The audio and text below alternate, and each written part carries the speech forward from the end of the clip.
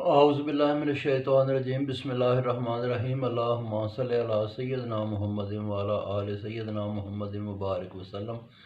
اچھا جی، قرآن مجید میں بیان ہے آگے کہ منت پوری کرنی چاہیے۔ اگر کوئی منت مانے تو اس کو پورا کرے۔ 29واں سپارہ 19واں رکوع کہ اگر منت کیا ہوتی ہے، اللہ تبارک و تعالیٰ سے وعدہ کرنا دل ہی دل میں بھی ہے اور کسی کے سامنے بھی ہے، کسی نیک آدمی کے پاس جا کے بھی ہے کہ جی اگر میرا یہ کام ہو گیا یا کوئی بھی کام سوچا ہو دل میں تو میں یہ کروں گا۔ مثال ہے کہ نیاز بانٹوں گا، مثال ہے کہ کوئی راستہ بنا دوں گا، مثال ہے کہ کسی کے لیے جو ہے نا وہ لوگوں کے لیے، غریبوں کے لیے، مسکینوں کے لیے کوئی اچھا کام کروں گا۔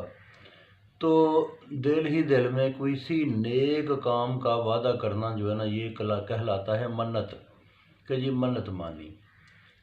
دیکھا ہے کہ سورہ آل عمران میں ذکر موجود ہے کہ جب عمران کی بیوی نے یہ منت مانی کہ یا اللہ مجھے جو ہے نا وہ کوئی بیٹی بیٹا عطا کر، تو جو پہلی بچے نہیں تھے تو انہوں نے کہا کہ کوئی بچی بچہ جو ہوگا تو جو پہلا بچہ ہوگا وہ میں اللہ کی راہ میں دے دوں گی، وہ ساری عمر اللہ پاک کے اللہ کی راہ میں اللہ کے کام کرے گا۔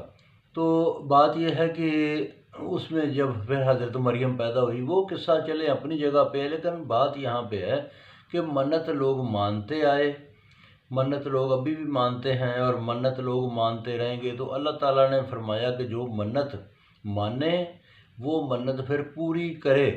اگر منت پوری انسان نہیں کرتا تو یہ گناہ میں آتا ہے، کیونکہ اللہ تبارک و تعالیٰ نے اس قرآن پاک میں اس کا ذکر فرما دیا کہ منت اگر مانے تو پھر اس کو کوشش کرے کہ اس کو پورا کرے۔